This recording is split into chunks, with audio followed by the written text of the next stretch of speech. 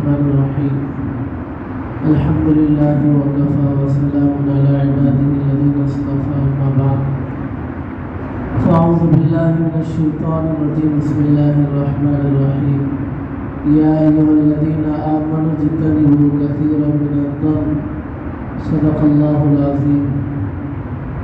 رات تراویح میں تقریباً 26 پارے مکمل ہوئے.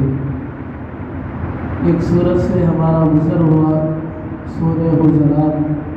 اس سورت کے اندر اللہ تبارک و تعالیٰ نے معاشرہ اور اخلاق کے اعتبار سے بتایا ہے کہ ایک انسان دوسرے انسان کے ساتھ کن اخلاق کے ساتھ اور کس طرح سلیقے کے ساتھ رہا جائے.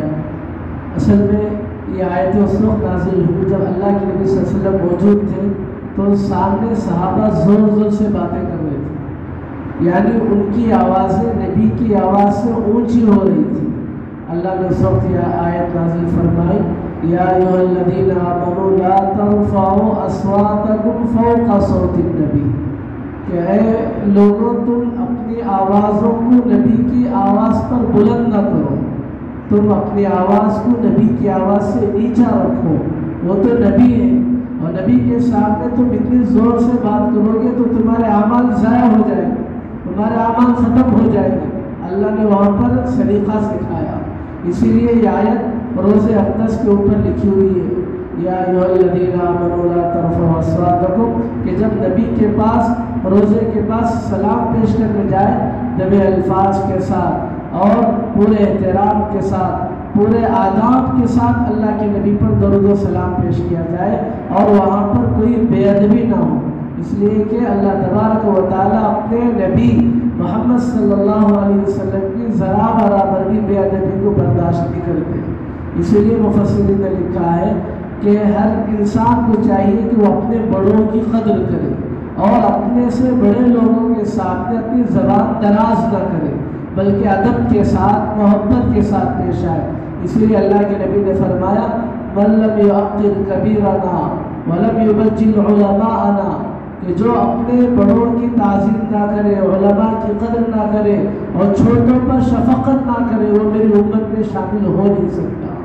تو اللہ تعالیٰ نے ان آیتوں کے اندر آداب سکھائے. اسی کے بعد کی آیتوں میں اللہ تعالیٰ نے جگہ فرمایا کہ اے ایمان والوں انما المؤمنون اخوہ، ایمان والے سب کے سب آپس میں بھائی ہیں. جب تم میں کوئی جھگڑا ہو جائے تو ایمان والے کو چاہیے کہ وہ صلح کر لے، ایمان والے کو چاہیے کہ اس میں معاملے کو رفع دفع کر لے، اس کو بڑا نہ بنائے، اس کو نزاع کی شکل نہ دے، اسے جھگڑے کی شکل نہ دے. اللہ کا یہ آرڈر ہے، اللہ کا یہ حکم ہے کہ جب اس طرح کا کوئی مسئلہ آئے تو آپس میں بیا محبت کے ساتھ ان مسائل کو حل کرنے کی کوشش کریں. اسی کے فوری بعد ایک آیت پڑھی گئی جس میں اللہ تعالیٰ ارشاد فرماتے ہیں کسی مرد کو اس بات کی اجازت نہیں ہے کہ وہ دوسرے مرد کو حقیر جانے. کسی عورت کو اس بات کی اجازت نہیں دی گئی ہے کہ وہ کسی دوسری عورت کو حقیر جانے، بلکہ ایک مرد کو ایک عورت کو چاہیے کہ سامنے والوں میں جتنا بھی عیب نظر آئے ہم ان کو حقیر نہ سمجھے، ان کو اپنے سے افضل سمجھے، ان کو اپنے سے نیک سمجھے، ان کو اپنے سے اچھا سمجھے. تو پھر یہ صفت یہ ایمان والے کی صفت ہے. ورنہ ہم سامنے والے کو گرا کر بات کریں، سامنے والے کو نیچا کر کے بات کریں اور سامنے والے کے عیب کو ظاہر کریں، اللہ تعالیٰ کو یہ چیز کبھی برداشت نہیں ہے. اس لیے حدیث میں آتا ہے جو کسی سامنے والے کو نیچا کرے گا، اسے حقیر سمجھے گا، اللہ تعالیٰ اس کو اس مقام پر پہنچا دے. مثال کے طور پر ایک کے پاس جو ہے خوبصورتی ہے، سامنے والا بدصورت ہے، تو خوبصورت انسان نے بدصورت والے پر جو ہے نیچا دکھایا اور اس کو حقیر سمجھا، تو پھر ایک وقت آئے گا کہ اللہ تعالیٰ اسے بھی ذلیل کرے گا. ایک آدمی عزت دار ہے، ایک آدمی ذلیل ہے. عزت دار کو چاہیے کہ وہ اللہ کا شکر ادا کرے. اس کے لیے ضروری نہیں کہ وہ جو آدمی ذلیل ہو رہا ہے اس کو حقیر سمجھے. جو اللہ نے آپ کو عزت دیا ہے، اللہ تعالیٰ کو یہ حق ہے اور یہ اختیار ہے کہ اللہ ذلت کے مقام کو آپ تک پہنچا دے اور ذلت والوں کو عزت دے سکتا ہے. اس لیے چند دن پہلے ایک آیت پڑھی گئی جس میں اللہ فرماتے ہیں قل اللہم مالک الملک، اے اللہ کے نبی آپ امتیوں سے کہہ دیجئے مالک الملک، ملک کا بادشاہ تو اللہ ہے، تؤتی الملک من تشاء وتنزع الملک ممن تشاء وتعز من تشاء وتذل من تشاء، بادشاہ تو اسی کے قبضے میں ہے، وہ جسے چاہتا ہے عزت دیتا ہے، وہ جسے چاہتا ہے ذلت دیتا ہے، وہ جسے چاہتا ہے عزت کی چوٹیوں پہ پہنچا دیتا ہے، اور جسے چاہتا ہے ذلیل و خوار کر دیتا ہے۔ یہ سب کچھ بھی اللہ تعالیٰ کے قبضے قدرت میں ہے۔ تو بزرگ دوستو، اس آیت میں اللہ نے کہا کہ ہم کسی کو حقیر نہ جائیں۔ بھئی کوئی کمزور ہے مال کے اعتبار سے، خوبصورتی کے اعتبار سے، کسی بھی اعتبار سے کمزور ہے، تو ہم اس کو دیکھ کر ہم اللہ کا شکر ادا کریں، اللہ تعالیٰ شکر ہے تو نے مجھے خوشحال رکھا ہے۔ اب دعا کرتا ہوں یا اللہ سامنے والے کے حال کو بھی ٹھیک فرما۔ یہ دو چیزیں اتنی اچھی ہیں کہ اس سے بڑا فائدہ یہ ہوگا کہ اللہ نے جو مجھے دولت دیا ہے، جو مجھے اللہ نے عزت دیا ہے، وہ کبھی ختم نہیں ہوگی، اور دوسرا جو میں سامنے والے کو دعا کیا ہے اس کی وجہ سے فرشتہ میرے حق میں بھی دعا کرے۔ لہذا اللہ تعالیٰ نے صاف فرمایا کوئی مرد کسی مرد پر اور کوئی عورت کسی عورت کو حقیر نہ جانے، کمتر نہ سمجھے، سب اللہ کے بندے ہیں، سب پیارے نبی کی امتی ہیں، سب جو ہے اللہ تبارک و تعالیٰ نے کسی کو دولت دی ہے، اللہ دولت دے کے آزمائے، کسی کے پاس دولت چھین لی ہے تو اللہ اس میں آزماتے ہیں۔ مالدار کو اس لیے آزماتے ہیں کہ میں نے مال دیا ہے، دیکھیں صحیح معنی میں خرچ ہوگا نہیں ہوگا۔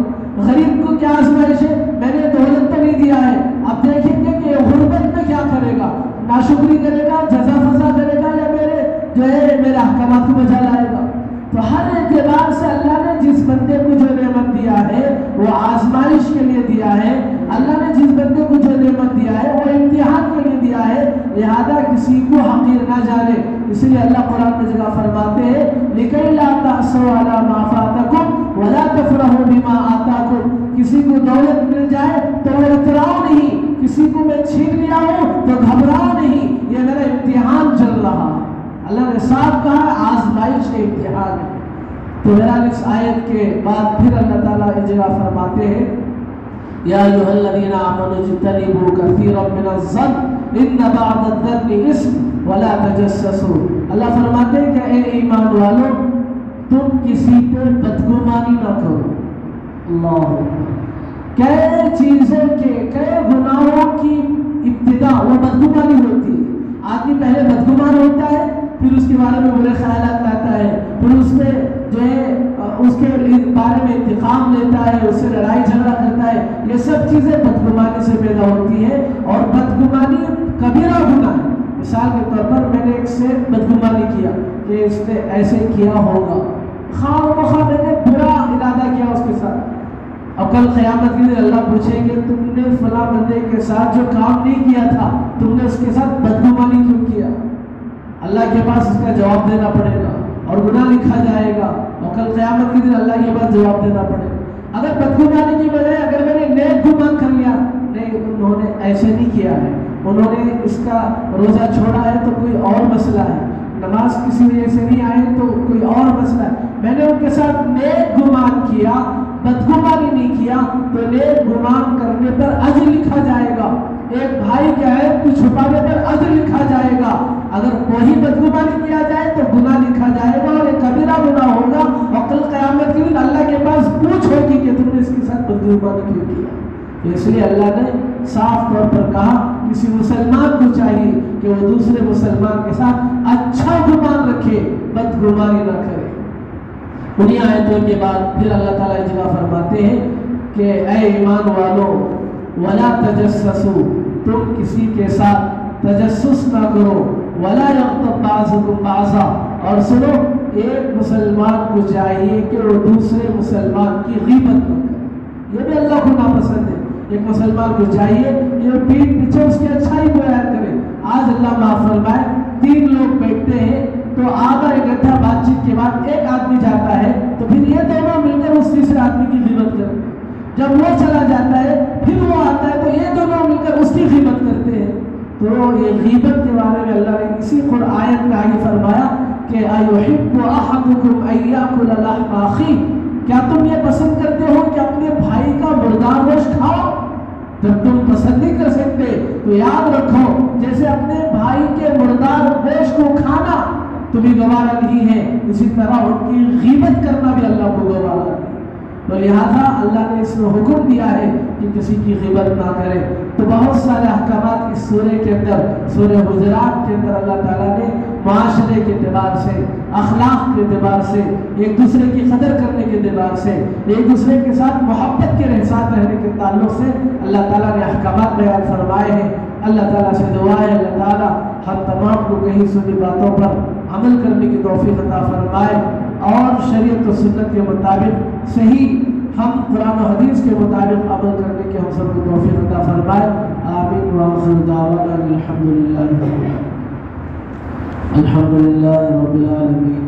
اللہم صلی علی سیدنا شفیعنا حبیبنا مولانا محمد وبارک وسلم۔ ربنا آتنا فی الدنیا حسنة وفی الآخرة حسنة وقنا عذاب النار۔ اللهم إنا نسألك الهدى والتقى والعفاف والغنى۔ اللهم اكفني بحلالك عن حرامك وأغنني بفضلك عمن سواك۔ ربنا تقبل صلاتنا وصيامنا وقيامنا۔ اللهم باعد بيننا وبين خطايانا كما باعدت بين المشرق والمغرب۔ وصلى الله تعالى وسلم على خير خلقه محمد وآله وصحبه أجمعين برحمتك يا أرحم الراحمين۔